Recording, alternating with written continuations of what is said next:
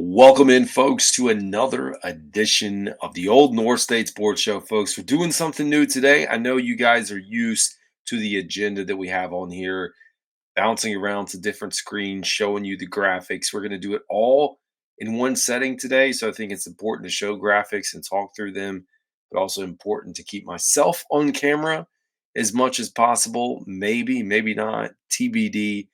Give me the feedback and let me know. But on today's show, you can see here, talking through draft picks. So while I was out, there seemed to be a lot of confusion around the Panthers draft picks and what they had available.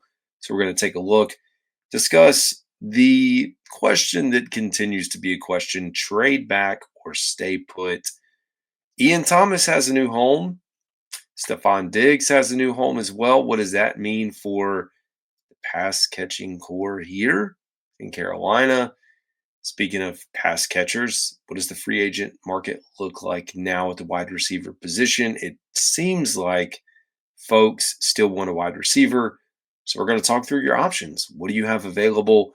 And how much have the Panthers spent in free agency this year? Quite a bit of money, even though their cap space was limited. We know when you stack this up year over year, we'll see more of this spend down the road. And of course, without further ado, we're going to dive in.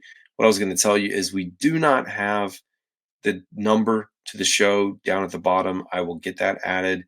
You guys can still call into the show. Here we go. Panthers 2025 draft picks. And again, this came up. There was a lot of confusion. Let's revisit and buckle down with where we are. So they own their first round pick number 8. Big gap. Chicago has the second round pick. They have the Los Angeles Rams second rounder, which they acquired last year. So pick number 57. We had all hoped that the Los Angeles Rams were going to have a down year. It started out that way. Of course, they made the playoffs, won a game. So, this is where we sit. The Panthers on third round pick, which is 74. Their fourth rounder, which is pick 111. The Cowboys fourth rounder via the Mingo trade, pick 114. The Giants fifth rounder from the Brian Burns trade, their own fifth rounder, pick 146. The Ravens fifth rounder from the Deontay Johnson trade. And then lastly, a seventh rounder from the Cardinals, number 230. So 3, 6, 7, 8, 9 total picks. Not a bad spot to be in for the team that needs a lot of help. So, of course, when you talk about needing help and what that's going to mean, should the Panthers trade back or stay put at pick number 8? So I posed this question on X, starting to get feedback now. You guys can comment, posted it on Instagram. Again, drop a comment. Tell me what you guys think. We may feature some of those on the episode. That's one of the things I'm trying to do is we, navigate this as a solo show, graphics and content and all that, trying to get you guys engaged as much as possible. So Panthers hold pick number 8. Big decision ahead. Would you rather trade back pick number 8 to the Cowboys for pick 12 and pick 44, or stay put and draft, insert whoever you want? Jalen Walker, Ted McMillan, any of the available edge rushers, a safety, another wide receiver that's not here, not Ted McMillan. What do you think? Personally, where the Panthers sit, I think we all would be in favor of a trade back that moves them back a few spots, 8, 9, 10 spots, maybe not that far, and then gives them the ability to get another second rounder or a very early third round. I'd take a second.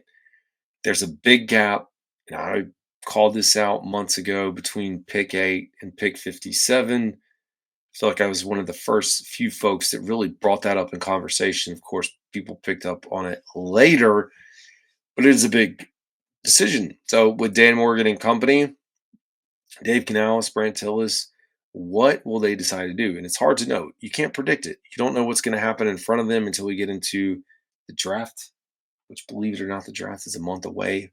Cannot believe that. We will, of course, do a special live stream for the first night because, hey, the Panthers pick early, which is a bonus. Last year, I fell asleep. I went to bed thinking, okay, the Panthers aren't going to draft anyone. I don't know, it was pick 20, whatever it was. Sure enough, woke up to the news in the middle of the night that they moved up into the first round and drafted Xavier Lee Get. Ian Thomas to the Las Vegas Raiders. Tell me how you feel. I don't know that there will be a Panthers response to this from a Panthers fan. It's going to be sad that he's gone. I think he's been okay. He is what he is, which is a blocking tight end, and I do wish him the best. So he does join Lonnie Johnson out there, Las Vegas Raiders. I also didn't realize Jeremy Chin signed with Las Vegas, so he was available.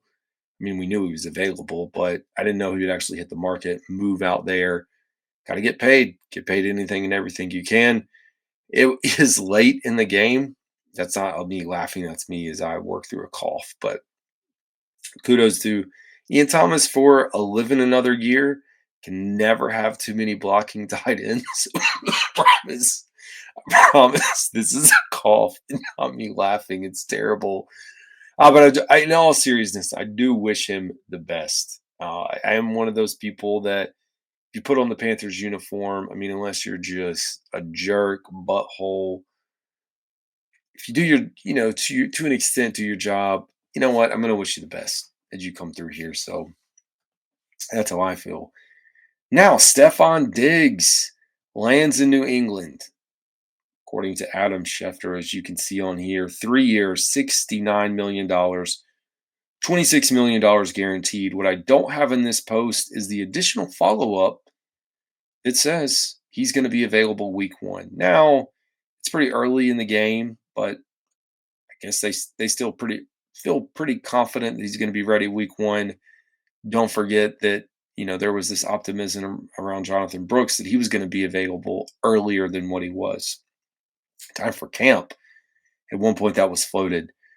The only reason I bring up this is just the dominoes that have fallen in the market for wide receiver. Panthers fans want a number 1. But I mean, when you look at what's available, which we will next, there's just not that much. When teams aren't willing to trade, when a T. Higgins who you thought would be available isn't there, when you can't get a Garrett Wilson, maybe you're holding out for a Brandon Ayuk, options are thin. And I went on ESPN Wilming today, talking to my man Randy Slack, getting caught up on everything Panthers related, as we always do. And one of the things we were talking about, or I brought up, was look back at last year. And I brought this up on either last night's episode or the night before.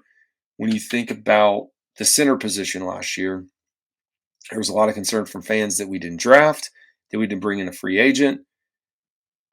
Seemed to work out okay. Now, to me, it's a little bit easier to fill a center position on the offensive line versus trying to elevate a receiver on the roster to become a number 1. That's probably the most difficult part. And especially you look back last year, again, a biggest fan of Xavier Leggett, wanted to be successful.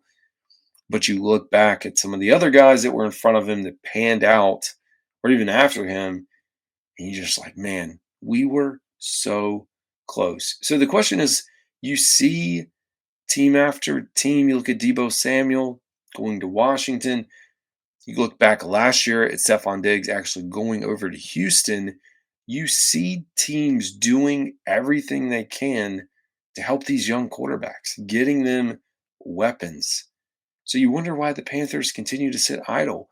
And what I said when I posted this too was like, when you look at Stefon Diggs and think about his situation, and I get some folks maybe are concerned about injury, concerned about him and who he is in the locker room. But when you think about it as a whole, or maybe age, if all those boxes are checked, it's worth the risk, in my opinion, to take a chance on a guy that still has a lot left in the tank. I say a lot left because people remember when Adam Thielen signed here 3 years ago. A lot of people thought he was on the end of his career and washed. And look at what he was able to produce. And I know it's not going to be apples to everything, every signing that comes in that's like that. But Diggs is younger. I know he's coming off the injury, but you just wonder. So as we wonder, we might as well go ahead and wonder exactly who and what is available. And there's not a lot. You're going to laugh at some of the names on here. Amari Cooper, probably the biggest target that we could scoop up and feel comfortable bringing in, I would think. Tyler Lockett is a possibility. But some of these other names, it's just like, no. We know Deontay Johnson, the fact he's listed as like the number 2 available free agent wide receiver. Keenan Allen, a guy that I played against in high school and I've referenced. I hate to say he's old, but he's old. That means I'm old. Elijah Moore, maybe. Nelson Aguilar, Robert Woods, Josh Reynolds, Odell Beckham Jr., DJ Chark. Yes, DJ Chark, who did not do almost anything last year. Tyler Boyd. I'm not going to read through every one of these, but you can get down to the very bottom, and I had to clip it at this point. Terrace Marshall Jr. is on this list, folks. It's insane. I don't know what the Panthers' plan is. I really don't.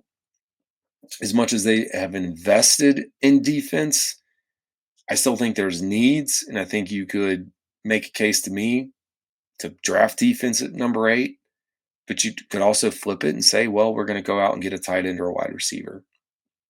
You could also look at the second round, which I know the Panthers haven't drafted well in the second round, but wherever things fall, I do think there's a chance to still pick up a receiver on day 2 that could give you an impact. I don't know if it's going to be one. Like, that's the thing I'm worried about. Is this going to turn into the point guard Bryce Young, which he did fine with last year, but is that really the direction that we are headed?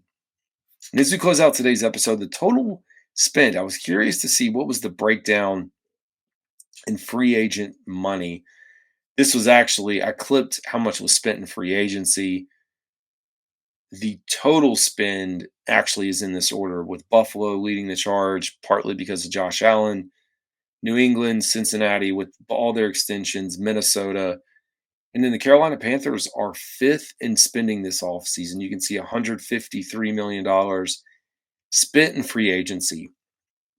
You also throw in the restructuring or extension of J.C. Horn. That's another $100 million.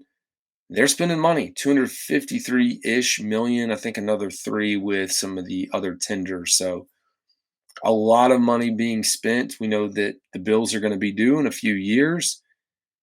You can only hope and pray that this team has figured it out with these contracts. Younger guys should be in a better position.